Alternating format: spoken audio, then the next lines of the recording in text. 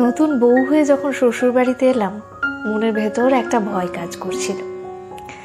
বিয়ের আগেই প্রত্যেকটা মেয়ের মধ্যে একটু আধটু ভয় থাকে। শ্বশুরবাড়ির লোকজন কেমন হবে, মানিয়ে নিতে পারবো কিনা, কত রকমের যে চিন্তা হয়, সে কথা বলে বোঝাতে হয় না আর কাউকে। আমার বিয়েটা যেহেতু দেখাশোনা করেই, তাই ভয়টা আমার বেশিই ছিল। দেখাশোনা করে বিয়ে হলে মেয়ের বাড়ির লোকজন ছেলের সম্পর্কেই খোঁজ খবর নেয় বেশি। বাড়ির লোকজন কেমন হবে এটা নিয়ে কেউ অতটা আর মাথা ঘামায় না। শ্বশুরবাড়িতে আসার পর শাশুড়ির মুখেই শুনলাম পাশাপাশি 3টি বাড়ির সাথে শাশুড়ি মায়ের কোনো কথা নেই। বুঝলাম প্রতিবেশীদের সাথে শাশুড়ির ঝগড়া। আমার তো শুনেই খারাপ লাগতে শুরু করলো। আমি তখন নতুন বউ, প্রতিবেশীদের সঙ্গে কথা নেই, ব্যাপারটা জানার পর থেকে শাশুড়ির প্রতি একটা ভয় কাজ করতে শুরু করলো। কিন্তু শাশুড়ি মা আমার সাথে ঠিকঠাকই ব্যবহার করতেন। বুঝতে পারতাম না শাশুড়ি মা তো খুব একটা খারাপ না, তাহলে কেন প্রতিবেশীদের সাথে ঝগড়া? নিশ্চয়ই শাশুড়ি মায়ের কোনো উইক পয়েন্ট আছে, আমাকে জানতেই হবে সে কথা। কিন্তু সেভাবে জিজ্ঞেস করার সাহস কখনো হয়নি। আমি শাশুড়ি মার সব কথাই শুনে চলতে লাগলাম। ছোট থেকেই আমি বেশ শান্ত প্রকৃতির, ঝগড়াঝাটি একদম পছন্দ নয়। সে যাই হোক, একটা ঘটনা ঘটলো বিয়ের 3 মাস পর। নতুন বউকে দেখার জন্য শাশুড়ি মায়ের 2জন আত্মীয় বাড়িতে বেড়াতে এলেন। ওনারা শাশুড়ি মায়ের বাপের বাড়ির তরফের লোক। আমার সাথে পরিচয় করিয়ে দিলেন আমার শাশুড়ি মা। আমি প্রণাম করতে ওনারা বললেন, রেনুদি, তোমার ছেলের বউ তো বেশ সুন্দরী হয়েছে। তারপরে শাশুড়ি মায়ের দিকে তাকিয়ে বললেন, শুধু দেখতে সুন্দর হলেই তো হবে না, কাজে কর্মেও সুন্দরী হতে হবে। রূপ ধুয়ে তো কেউ আর জল খাবে না। শাশুড়ি মা শুনে চুপ করে থাকলেন, কোনো প্রতিক্রিয়া দেখালেন না। আমার একটু খারাপ লাগলো। বুঝলাম শাশুড়ি মার বাবার বাড়ির লোক তো, তাই এমন কথা বলার সুযোগ পেল। সে যাই হোক, দুপুরে খেতে বসে ঘটলো আরো একটা ঘটনা। ওই 2জন আত্মীয়ের মধ্যে একজন বলে উঠলেন, তাহলে তো কপাল খুলে গেল রেনুদির, দারুণ রান্না করেছে তোমার নতুন বউ। আমি তখন পাশেই দাঁড়িয়েছিলাম। আমি অপ্রস্তুতিতে পড়ে গেলাম। মা, না না, আমি রান্না করিনি, সব রান্না মাই করেছেন। আমার কথা শুনে ওই আত্মীয়রা বললেন, ও মা, আমি ভাবলাম তুমি রান্না করেছো, তো তুমি রান্না পারো না? ওই অল্প অল্প। রেনুদি, তুমি এখনো হেসেল ঠেলছো? বয়স হচ্ছে তো, কোথায় বৌমার রান্না ভাত খাবে? আমার শাশুড়ি মা তখন হাসতে হাসতে বললেন, ঠিকই বলেছিস শোভা, তবে জানিস তো, বৌমার রান্না ভাত খেতে হলে আগে বৌমাকে রান্না করে খাওয়াতে হবে। বৌমা আমাদের রান্না খেয়ে বুঝুক আমরা কেমন রান্না পছন্দ করি, তা না হলে ও বুঝবে কি করে? তো যদি এখন থেকে রান্না করতে দিই, তাহলে ওর মতো করেই করবে। তারপর আমরা এবার তার ভুল ধরবো, এটা নুন বেশি হয়েছে, ওটাতে নুন কম হয়েছে। জানিস, ভুল ধরতে সবাই পারে, কোনটা করলে ঠিক হবে সেটা কিন্তু কেউ ঠিকভাবে শেখায় না। আমি তো ভাবতেই পারছি না শাশুড়ি মা এমন কথা বলবেন। ওনাদের তখন মুখটা না একেবারে চুন হয়ে গেছে। দেখলাম শাশুড়ি মা ওনাদের খারাপ লাগা বুঝতে পেরে একটু ম্যানেজ করে নিয়ে বললেন, এই দেখ কাণ্ড, কথা বলতে বলতে ভুলেই তো গেছি, কখন ভাত শেষ হয়ে গেছে রূপার। ও বৌমা, ভাতের থালাটা নিয়ে এসো। তোমার রূপা মাসিকে 2টো ভাত দাও দেখি, আর তোমার শোভা মাসিকে মাছের মাথাটা দাও, ও আবার মাছের মাথা খেতে খুব ভালোবাসে। আমি তো শুনে হাসছি মনে মনে। এতগুলো কথা বললেও আবার ঠিক ম্যানেজও করে নিলেন, তার মধ্যেও যেন কথাতেই ঘা দিলেন। খাওয়া দাওয়া সারা হয়ে যেতেই আমার শাশুড়ি মা ওই 2 বোন আত্মীয়, মানে শাশুড়ির পিস্তুত 2 বোনকে বললেন, তোরা তাহলে কি বিকেলেই চলে যাচ্ছিস? তো জানো বৌমা, তোমার এই 2 মাসি কিছুতেই থাকতে চায় না, যখনই আসে একবেলা কাটিয়ে চলে যায়। জানি না ওই 2 আত্মীয়র থাকার ইচ্ছে ছিল কিনা।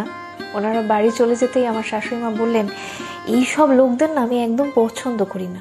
আমার নিজের পিস্তুত বোন তো কি হয়েছে, একবেলার জন্য আসবে, সংসারে আগুন লাগিয়ে দিয়ে চলে যাবে, ওটাই ওদের স্বভাব। দেখছে আমি ভালো আছি, কিছু তো একটা করতে হবে, শাশুড়ি বৌমা ঝামেলা বাঁধিয়ে দিই আর কি। সেই প্রথম শাশুড়িকে একটু হলেও চিনতে পারলাম। বিয়ের পর আমি শাড়িই পরতাম। গ্রামের দিকে তখন চুড়িদার পরার অতটা রেওয়াজ নেই। একদিন শাশুড়ি বললেন, বাড়িতে তোমার যেটা ইচ্ছা পরতে পারো। আমি শাশুড়ির কথা শুনেই নাইটি পরতাম। একদিন পাশের বাড়ির একজন কাকিমা আমাকে, আমার শাশুড়িকে বললেন, তোমার বৌমা বাড়িতে এসব পরে, কথা শোনে না মনে হয়, তাই না? এখনকার মেয়ে তো, ও তুমি বললেও শুনবে না। দেখলাম আমার শাশুড়ি কিছুই সেদিন বলল না, পরের দিন দেখি আমার শাশুড়ি দুটো নাইটি কিনে নিয়ে এসে আমাকে দেখিয়ে বলল, বৌমা তুমি কোনটা নেবে? আমি একটা পছন্দ করে নিয়ে তারপর জিজ্ঞেস করলাম, আর একটা কার জন্য? শাশুড়ি মা হেসে বললেন, ওটা আমিই পরবো। পরের দিন ওই কাকিমাকে দেখে আমার শাশুড়ি বললেন, ভাবছি এবার থেকে নাইটি পরবো, বুঝলে শাড়ির থেকে দেখছি এখন নাইটিই ভালো। ওই কাকিমা তখন এক মুখ বাঁকিয়ে বলল, আমার শাড়িই ভালো লাগে। পরে আমি শাশুড়িকে জিজ্ঞেস করেছিলাম, আপনি হঠাৎ করে নাইটি পরলেন? সব কথার মুখে জবাব দিতে নেই, কাজে দিতে হয়। কি পরবো কি খাবো সেটা বাইরের লোক ঠিক করে দেবে? ওদের পাত্তা দিলেই সংসারে অশান্তি, আর যদি না দাও তাহলে ওদের মনের অশান্তি। এবার বুঝতে হবে কারা শান্তিতে থাকবে, আমরা না ওরা। যদি না নিজেরা ভালো থাকতে চাই, এরকম দু একটা জবাব দিতে হবে, স্ট্রেট কথা বলতে হবে। বুঝবে বনে বাঘ আছে, তাই বনে না যায় ভালো। শাশুড়ি সম্পর্কে ভুল ধারণাটা পুরোপুরি চলে গেল।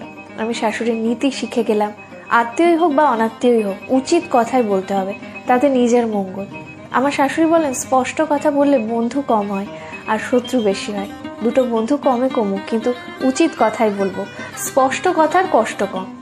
নিজেরা ভালো থাকার জন্য আমার শাশুড়ি কারোর অন্যায় কথাবার্তাকে প্রশ্রয় দেয় না, পরনিন্দা পরচর্চা একদমই পছন্দ করে না। পাড়ার গোল টেবিল বৈঠকে শাশুড়ি মাকে কখনো বসতে দেখিনি, কিন্তু বিপদে ছুটে যেতে দেখেছি। তাই ভালো থাকতে গেলে জীবনে অনেক বন্ধুর প্রয়োজন নেই, কম মানুষই থাকুক, তাতে ভালো থাকা যায়। বুঝে গেলাম শাশুড়ি মা পরনিন্দা পরচর্চা করে না বলেই প্রতিবেশীরা শাশুড়ি মাকে পছন্দ করেন না। তবে আমার শাশুড়ির সাথে কি কখনো খিটিমিটি হয়নি? হয়েছে, রাগ হয়েছে, ঝগড়া হয়েছে। শাশুড়ি মা এটাই শিখিয়েছে, এমন কোনো বাড়ি নেই যেখানে ঝগড়া অশান্তি হয় না। ঘটি বাটি পাশাপাশি থাকলে খোটাখুটি লাগেই।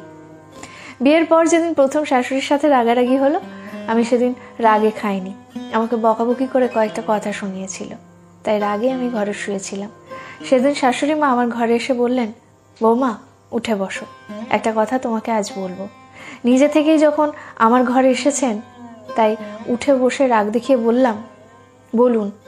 শাশুড়ি মা আমার হাতটা ধরে বললেন, এই যে তোমার হাতের আঙুলের নখগুলো যখন বেড়ে যায় তখন নখগুলোই কেটে বাদ দাও, আঙুল কিন্তু কেটে বাদ দাও না, নখ কিন্তু আঙুলেই বাড়ে। সংসারে থাকতে গেলে একটু আধটু তো ঝামেলা হবেই, তাই ঝামেলাটুকু মনে না রেখে সেটা বাদ দিয়ে দিলে দেখবে সংসারের সব ভালোটুকুই পড়ে আছে। রাগ না করে খাবে চলো, রাগ করতে হলে খেয়ে দিয়ে রাগ করো। শাশুড়ি মায়ের ওই কথাটা আমার সংসার জীবনের মূল মন্ত্র। কথাটা এত ভালো লেগেছিল যে সেই থেকেই এখনো মনে গাঁথা আছে। তবে শাশুড়ি মার ওই কথাটা ভীষণ দামি, রাগ করতে হলে খেয়ে রাগ করো। সত্যিই তাই, যখন রাগ হবে না, না খেয়ে থাকলে দেখবেন আরো রাগ বাড়ছে, একবার খেয়ে নেবেন সব রাগ চলে যাবে। বিয়ের পর আমরা মেয়েরা শুধু শ্বশুর বাড়ি যাই না, শাশুড়ির হেসেলে গিয়েও উঠি। শাশুড়ি মানে খারাপ নয়, তাই কারোর সম্পর্কে খারাপ চিন্তা না করে ভালো চিন্তা করাটাই ভালো, তাতে ভবিষ্যতে ভালোই হয়। আমার বিয়ে হয়েছে 15 বছর। বিয়ের পর থেকে শাশুড়ি মা টানা 10 বছর আমাকে রান্না করে খাইয়েছেন।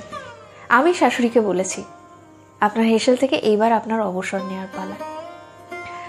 এখন আমি রান্না করব, আপনি খাবেন। তারপর থেকে 5 বছর হলো আমি হেসেল সামলাচ্ছি। কলমে সরজিৎ ঘোষ, কণ্ঠে পারমিতা।